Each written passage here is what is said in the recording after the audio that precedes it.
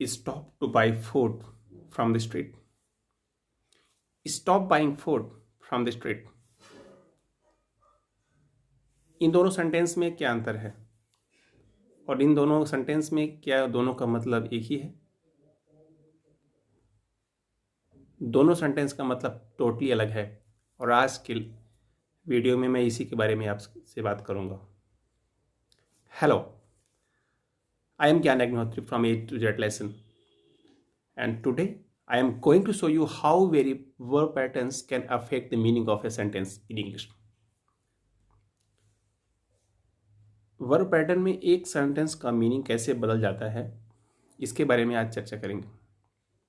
आपने देखा कि एक वर्ब जो है जब जेरेंट्स फॉलो करता है तो उसका मीनिंग टोटली अलग होता है, और यदि सेम वर्ब कोई इन्फिनाइट वर्ब से फॉलो करे तो उसका मतलब बिल्कुल ही अलग होता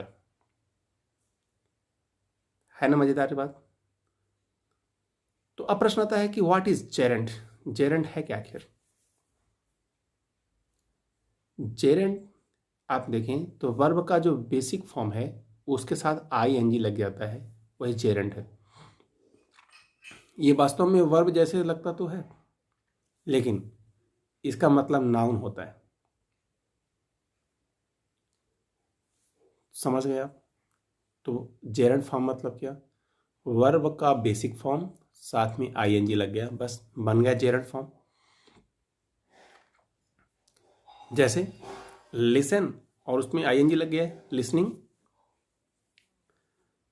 लिसन एक वर्ब है और उसमें आईएनजी लगा दिया तो लिसनिंग बन गया। ये इसका एक जेरेंट फॉर्म है। अब इसका यदि सेंटेंस में देखें आप तो इस सेंटेंस में समझिए, listening to music helps me relax. Listening यहां पर जेरेंट फॉर्म है वर्ब की। जेरेंट फॉर्म जो है बहुत ही मजेदार फॉर्म है, लेकिन यदि आपने देखा कि इन्फिनेटिव वर्ब है, इन्फिनेटिव जो है वर्ब का बेस फॉर्म है, लेकिन इंग्लिश में जो है इन्फिनेटिव जो है दो प्रकार की होती। टू इन्फिनेटिव जिसमें वर्ब के साथ टू लगता है, to listen, to speak, to write. Verb के बेस फॉर्म में टू लग जाता है तो इन्फिनेटिव बनता है। यदि इसको सेंटेंस के रूप में यदि आप देखें तो आप सेंटेंस में ज़्यादा बेहतर तरीके से समझ पाएंगे। इस सेंटेंस में ध्यान दीजिएगा, I prefer not to listen music when I am working. I prefer not to listen to music when I am working. लेकिन इसमें जीरो इन्फिनेटिव भी होता है जो सिर्फ बेस फॉर्म होता है, जिसमें वर्ब जो होती है बिना टू के साथ यूज होती है, इसे बोलते हैं जीरो इन्फिनेटिव। सेंटेंस में देखेंगे तो फिर आपको अच्छे समझ में आएगा। Please listen carefully to my instructions. इसमें आपने देखा कि लिसन अकेले यूज हुआ है, बेस फॉर्म जीरो इन्फिनेटिव है, इसमें टू यूज नहीं किया। So today we are focusing on to infinitive, so the verb with to, and there are many verbs in English that can be followed either by a gerund or to infinitive. तो आज के lesson बड़ा interesting होने वाला है। दोनों ही प्रकार के जो जेरेंट को फॉलो करते हैं और जो टू इन्फिनेटिव फॉलो करते हैं, दोनों को आज हम कवर करेंगे। अब यदि आपसे मैं कहूं कि आपने वर्ब पैटर्न के बारे में सुना होगा, what is verb pattern? Verb pattern आखिर है क्या? When two verbs appear together in a sentence, some verbs completely change meaning when they are followed by either gerund or to infinitive. जब दो वर्ब एक साथ इकट्ठा एक सेंटेंस में आती हैं तो उसका मीनिंग एकदम से अलग हो जाता है जब वो जेरेंड को फॉलो करती हैं या कि किसी इन्फिनेटिव को फॉलो करती हैं, तो दोनों का मतलब ही एकदम से अलग हो जाता है। समझ गए होंगे आप वर्ब पैटर्न के बारे में। So back to today's big question. What is the difference between stop buying food and stop to buy food? जो शुरुआत में बात किया, दोनों सेंटेंस में क्या डिफरेंस है? तो ठीक है, stop with a gerund means to quit an action. Stop को यदि आपने जेरेंड के साथ यूज किया, इसका मतलब है किसी एक्शन को, किसी काम को छोड़ना। Stop buying food from the street, मतलब स्ट्रीट से फूड खरीदना बंद करो। इस यह प्रकार से वास्तव में it is an order to never buy food again from the street. Food दोबारा नहीं खरीदना। इसके पीछे कारण हो सकता है कि फूड बहुत महंगा हो, या कि इसका क्वालिटी अच्छी नहीं हो, या कि कोई और कारण हो सकता है। लेकिन जो भी कारण हो, stop buying food from the street means don't buy food there anymore. क्योंकि हम इसमें टोटली इस एक्शन को छोड़ने के बारे में बात कर रहे हैं। इसमें आपको ये भी बताना है कि आप कोई एडिक्शन है या कि कोई आपकी बैड हैबिट है, उसमें भी आप बता सकते हैं। कोई एडिक्शन है जिसमें आपको लत लग चुकी, आपकी कोई बुरी आदत है, जैसे stop smoking cigarette, it is bad for your health. धूम्रपान करना छोड़ दीजिए, ये आपके हेल्थ के लिए खराब है। तो देखा आपने, इसमें भी हम जेरेंट फॉर्म यूज कर सकते हैं। I wish you would stop batting your nails, it is cross. Right, दांतों से नाखून को काटना बंद कर दीजिए, ये बहुत ही बुरा है, शर्मनाक है। क्या आपके पास कोई बुरी आदत है, और यदि है तो आप उसको बंद करना चाहते हैं, छोड़ना चाहते हैं? Right a sentence about it in the comments below. Make sure you use the gerund form, right? देखा आपने जो जेरेंट फॉर्म है कितना शानदार फॉर्म। अब देखते हैं अपन इन्फिनेटिव। दूसरा सेंटेंस जो था स्टॉप, जब इन्फिनेटिव के साथ यूज होता है तो इसका मतलब है कि उस एक्शन को पॉज करो, रोको, या leave one action to do another. इस एक्शन को छोड़ करके दूसरा एक्शन करो। जब स्टॉप किसी इन्फिनेटिव के साथ यूज होता है, stop two by food from the street, इसका मतलब यह हुआ कि आप जो है स्ट्रीट से ना खरीद करके कहीं और से खरीदें। यह वास्तव में क्या है, एक प्रकार से ऑर्डर है या कि कोई इंस्ट्रक्शन है। यदि आप देखें, stop at the street as you go past and get some food, आप जो है स्ट्रीट को छोड़ करके कहीं और जाएं और ज्यादा बेहतर फूड हासिल कर सकते हैं।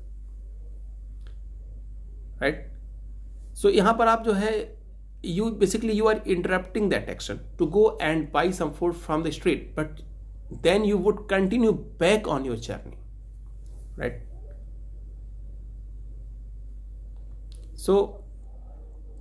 Action में भी walking और driving, right?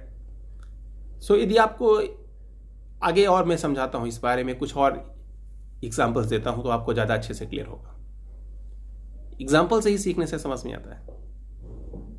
एक बात मैं बार बार मेरे अपने वीडियो में रिपीट करता हूं, यदि आपने मेरे पुराने वीडियो देखे होंगे तो मैं आपको बोलता हूं कि हमेशा सेंटेंस से सीखें।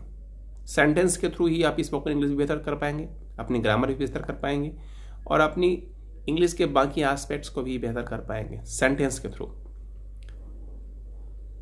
एग्जाम्पल देखिए, make sure you stop to talk to sit before you leave work today, he is got something important to tell you. Right, I work all day, I didn't even stop to take coffee. देखा आपने, दोनों में जो है infinitive form लिखा हुआ है। आपने देखा, to stop followed by gerund has a completely different meaning to stop followed by to infinitive. Infinitive के साथ यूज करने में और यदि जेरेंड के साथ स्टॉप को यूज किया, दोनों में से बहुत ही अलग मीनिंग आ रहा है। आपने एग्जाम्पल्स में भी ये बात आपको क्लियर हो गई होगी। अब यहां पर एक बहुत ही क्विक क्वेश्चन उठता है, क्या सारे वर्ब के साथ इसका जो मीनिंग जो है बदल जाता है जब वो जेरेंड या कि इन्फिनेटिव को फॉलो करता है? तो that is a good question, but the answer is no, absolutely no. कुछ वर्ब्स के साथ जो मीनिंग जो है सेम होती है, जेरेंड और इन्फिनेटिव को यूज करें, लेकिन बहुत सारे वर्ब्स में जो है सेम नहीं होता। उसके लिए आपको सीखना पड़ेगा और आपको ध्यान देना पड़ेगा। अब एक वर्ब देखते हैं, start. Let's take a look at the word start. Just you will understand what I want to tell you. We start eating dinner at 7 o'clock. We start to eat dinner at 7 o'clock. दोनों sentence हैं, एक में हमने gerund का use किया और दूसरे में हमने इन्फिनिटिव का यूज़ किया। अब आपको मैं पूछूं कि क्या इन दोनों में से कोई बहुत बड़ा अंतर है दोनों सेंटेंस की मीनिंग में? नो, बिल्कुल भी नहीं। स्टार्ट में दोनों सेंटेंस में कोई मतलब नहीं होता। तो अगेन एक इसमें बैड न्यूज़ ये है कि आपको ये कैसे पता चलेगा कि जेरंड या कि इन्फिनेटिव में कब उसका मतलब सेम होगा और कब नहीं होगा। इसका उत्तर इतना सरल नहीं है जितना आपको दिखता है। इसमें आपको प्रैक्टिस करना पड़ेगा, सीखना पड़ेगा, और उसके लिए आपको सेंटेंस फॉर्म में सीखना पड़ेगा। आपको फैमिलियर होने के लिए, अलग अलग वर्ब पैटर्न के साथ फैमिलियर होने के लिए आपको प्रैक्टिसिंग करना पड़ेगा, प्रैक्टिस करना पड़ेगा उसके साथ सेंटेंस फॉर्म में, वर्ड्स फॉर्म में। जितना आप इसको प्रैक्टिस करेंगे उतना आप फैमिलियर होंगे और उतना ही आप फ्लुएंट इंग्लिश बोल पाएंगे। फ्लुएंट इंग्लिश के लिए बहुत ज़रूरी है। जितना आप प्रैक्टिस करेंगे उतना आप नेचुरल दिखेंगे। लेकिन आपको इसको स्टार्ट करने के लिए मैं आपको आज कुछ कॉमन जो वर्ब हैं और उनकी जो मीनिंग्स हैं और उनको कैसे यूज़ करना है उसके बारे में हम आप कुछ आज बात करेंगे आपसे। तो इसमें आपसे उम्मीद करता हूँ कि आप इस वर्ब पैटर्न्स को समझेंगे और आप सेंटेंस फॉर्म में समझेंगे और उस सेंटेंस को नोट करेंगे, और आपको जो सबसे अच्छा सेंटेंस लगे, सबसे अच्छी जो वर्ब लगे, उसको कमेंट में बताएंगे। राइट? तो जो पहला आज का वर्ब है वो है फॉरगेट। फॉरगेट मतलब आपको मालूम ही होगा। फॉरगेट मतलब भूल जाना। I will never forget watching my first horror movie. देखा हमने वॉचिंग। अब इसको यदि मैं इन्फिनेटिव में करूं तो don't forget to watch match tonight. पहला वाला जो एग्जाम्पल था वो एग्जाम्पल किस में था? जेरंड में। और दूसरा जो है इन्फिनेटिव में। अब मैं आपसे पूछूंगा क्या इन दोनों का सेंटेंस का मतलब एक है? नो, बिल्कुल भी नहीं। फॉरगेट यदि जेरंड के साथ यूज करते हैं इसका मतलब है कि आप अपने पिछली मेमोरीज में जाएं। Right? I will never forget watching my first horror movie. क्यों? क्योंकि मैं जो डर गया था। And I couldn't sleep for weeks. आपकी जो पुरानी याददाश्त है उसमें आप डर जाने के कारण आप कई हफ्ते तक नहीं सो पाए। So I wish I could forget falling down the stairs in front of holy school. ये आपकी एक बैड मेमोरी थी, एक बुरी याद थी, उसको आप नहीं याद करना चाहते। स्कूल के सामने जो आप गिर गए थे। आई wish I could forget falling down the stairs in front of the whole school. Right? So चल अगला एग्जांपल लिखते हैं जिसमें आपको कोई चीज़ जो है कि do you have an embarrassing memory that you wish you could forget. So if you want to a memory that you want to wish to forget, write a sentence into comment below so that I can check it for you. Now, forget with the to infinitive is used to give a reminder to someone to make sure that they do something. कोई reminder के लिए भी forget का use कर सकते हैं। तो आप चाहते हैं कि वो जो है उसको ना भूले, एक रिमाइंडर जैसे, एक अलार्म जैसे, वहां पर भी आप फॉरगेट का यूज कर सकते हैं। Right? Don't forget to watch the news tonight. देखा आपने? टू वॉच इन्फिनेटिव यूज किया। I was interviewed on the main street today so I don't want you to miss it. Right? Don't forget to bring your tickets otherwise they won't let you in the show. दोनों examples को आप समझिए। Fluency के लिए आपको verb का pattern सीखना बहुत ज़रूरी है। जितना आप बेहतर वर्ब का पैटर्न सीखेंगे आपकी फ्लुएंसी उतनी शानदार होगी, उतनी बढ़िया होगी। So always learn verb patterns. दूसरा वर्ब देखते हैं, remember. Do you remember playing piano with me on your first date? Right, यहां पर ये this is first case where you are using gerund form. Remember to take baggage on your trip. This is infinitive. आपने दोनों में कोई similarities देखा forget और remember में? फॉरगेट और रिमेंबर में दोनों में जब जेरंड यूज करते हैं तो ये जो है मेमोरी के बारे में बात करता है, पास्ट मेमोरी के बारे में, जेरंड हो और फॉरगेट हो। What do you remember about your first date? If you have any good memory, so just put it in your comment. I remember eating ribs covered in sticky sauce with my hands. Thanks, Rahul. It was really awkward. I had sticky stuff coming all the way down my hands. It was a cross experience. Right? So verb patterns जो है आपके बहुत, it gives you luxury to speak fluent, it gives you better idea, it sound you more natural, more fluent, and the best news is, good news is, it is not very tough to learn it. So my question is, what do you remember about your first date? Write it in the comment. अब आप देखते हैं कि remember जो है जब to के साथ इन्फिनिटिव मीन्स होता है तो ये होता है कि ऐसी कोई चीज़ के बारे में बात करना जो आपको फ्यूचर में रिमाइंड कराना है, एक रिमाइंडर के रूप में यूज़ करना है. रिमाइंडर जो है आपको, जो आप भूलने ना पाए, जो आपको याददाश्त में वापस लाए. Remember to whisk the coffee before adding the sugar. ये एग्जाम्पल देखा आपने, remember to whisk the coffee before adding the sugar.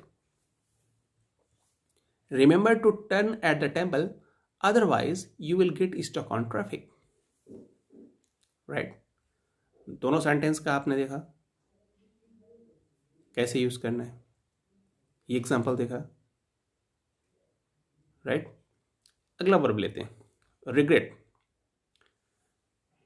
जो वर्ब रिग्रेट जो है जेरंड के साथ होता है तो उसका मतलब है कि आपके साथ कोई ऐसी आपके साथ घटना है पास्ट में जिसे आप उसके बारे में खुश नहीं हैं, उसको भूल जाते हैं. राइट, आपने कोई डिसीजन लिया, आपने कोई काम किया, तो आप चाहते हैं कि आप अपनी उस डिसीजन को, उस एक्शन को पास्ट में जा कर के चेंज कर सकते हैं, भूल जाना चाहते हैं. तो वहाँ पर जो है हम रिग्रेट जो है यूज़ करते हैं किसके साथ? जेरंड फॉर्म के साथ. एग्जाम्पल देखिए, teacher regretted yelling at students as soon as he walked away. Teacher जो है रिग्रेट कर रहा है कि स्टूडेंट पर जो उसने चिल्ला दिया था, तो जैसे ही वो चला गया वैसे ही उसको दुख हो रहा है. Teacher regretted yelling at students as soon as he walked away. Yelling जो है जेरंड फॉर्म, येलिंग मतलब चिल्लाना. ओके, नेक्स्ट एग्जाम्पल देखिए, Boxer woke up with a pounding headache and immediately regretted drinking so much the night before. Gerund form. Gerund form regret के साथ आप use करते हैं जब आप कोई पास्ट मेमोरी है, पास्ट एक्शन है जिसको आप बदलना चाहते हैं, जो आपको अच्छा नहीं लगा. सो माई क्वेश्चन टू यू, आप जो है कौन सा बैक में जाकर के चीज बदलना चाहते हैं? Can you write a sentence about it? Add it to the comments. अब इसमें बात करते हैं कि रिग्रेट को यदि टू इन्फिनिटिव के साथ यूज़ करें तो क्या होता है. इसमें ऐसा होता है कि कोई बैड न्यूज़ है कि जो आप नहीं सुनना चाहते. और एक बड़ी मज़ेदार बात है कि ये जो है वर्ब पैटर्न है बहुत ही फॉर्मल लैंग्वेज, और ये हमेशा जो है बैड न्यूज़ को ही फॉलो करता है. सो मेन थिंग यही है कि so these are the words that you don't want to hear about a job और एन इंटरव्यू और anything where you are wishing to learn, wishing to get some good news. So basically it is always followed to bad news, right? So just check this example. I regret to say that I wasn't impressed by the performance of actor. We regret to inform you that you have 10 days left to recharge. Otherwise, we will close your service. Right? दोनों में ही bad news की बारे में बात कर रहे हैं. सो दोनों सेंटेंस को आप जो है नोट करें और उसमें देखें, उसका पैटर्न को देखें कैसे यूज कर रहे हैं. अगला वर्ब चलते हैं मीन. इसका मतलब क्या होगा? We missed our flight which meant waiting 6 hours until the next one. आपने देखा कि did you mean to miss the show this morning, कि आपका मतलब है कि इस मॉर्निंग जो सुबह का जो शो हमने मिस कर दिया उसके बारे में आप बात कर रहे हैं. So when mean is followed by a gerund it is used to talk about what the response और द रिजल्ट. जब जेरंड का फॉलो करते हैं तो उसका मतलब क्या हो रहा है, किसी चीज का कॉन्सिक्वेंस क्या हुआ, रिजल्ट क्या हुआ. मीन के साथ यदि आपने जेरंड को यूज किया तो right. Make sure you bring your bag, it will mean getting really helpless. Make sure you bring your bag और it will mean getting really helpless. Right. Visiting my sister in Mexico means spending 8 hours on a plane. Right? उसका consequence क्या आ रहा है, result क्या आ रहा है. तो दोनों सेंटेंस में बेसिक डिफरेंस आप समझ गए होंगे. यदि मीन को किसी इन्फिनेटिव टू इन्फिनेटिव के साथ यूज करें तो इसमें आपको कोई इंटेंशन या कि आपको फ्यूचर का कोई प्लान है उसके बारे में पता चलता है. जब आप इसको पास्ट टेंस के बारे में यूज करते हैं पास्ट टेंस में, तो ये बहुत ही यूजफुल हो जाती है. किसके लिए? एक्सक्यूज के लिए, कोई बहाना बनाने के लिए. राइट. आपको कोई बहाना बनाना है तो इसमें आप बार बार यूज करिए. एग्जाम्पल देखिए. I meant to call you last night but I totally forgot. I meant to put sugar in your coffee but he accidentally added salt. Right? He meant to put sugar in your coffee, but he accidentally added salt. तो अब आपके पास जो है बहुत सारी practice हो गई gerund के साथ और इन्फिनिटिव के साथ. So it is time to move on to a new lesson. Don't stop watching videos. Learn it. अब इसको रिपीट करके दोबारा देखें और सेंटेंस को पैटर्न को देखें, तभी आपको वर्ब पैटर्न अच्छे समझ में आएगा. And try this lessons right here and remember to subscribe to my channel just down here and don't forget to share this video using the share button just down there. I hope you have enjoyed the video. Right. And आपको जो सबसे अच्छी जो verb लगा हो, उसका structure लगा हो, सेंटेंस लगा हो, तो उसको आप जो है कमेंट में लिख करके बताइए. So, okay, good luck. See you in the next lesson. Thank you so much for watching.